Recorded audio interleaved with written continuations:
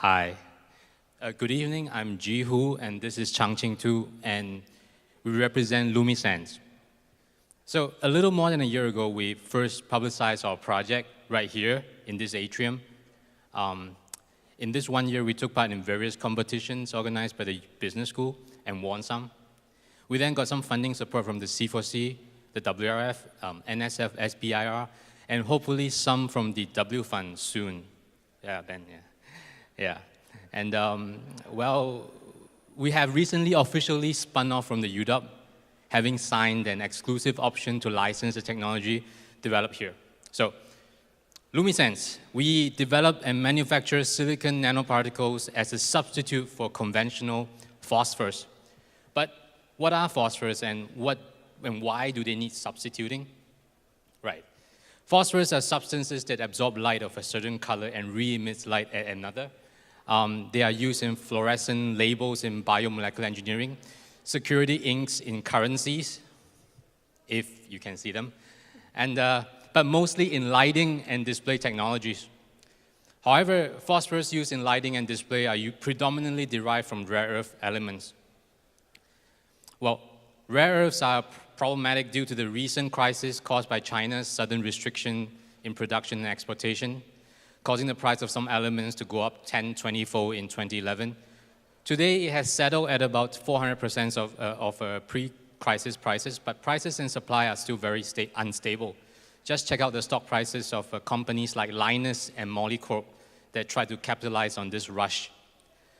In terms of health and environment, rare earth ores are by nature laced with radioactive substances like thorium and uranium.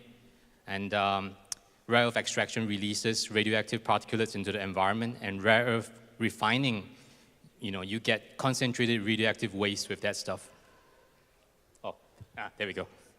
So at Lumisense, we develop silicon nanoparticles as a substitute for rare earth phosphors. At the nanometer scale, silicon behaves exactly like a phosphor, so it absorbs light of a certain color and re-emits it at another. Unlike rare earths though, silicon is plentifully abundant and easily derived from common sand, gravel, granite. It is non-toxic, and unlike rare earth elements, just by changing the size of the particles, we can change the color, the output color. So right now we have mastered reds. So here we have silicon nanoparticle phosphorus in solution. Yeah, and now we're gonna. So under UV light, it sort of glows. I hope you can see that.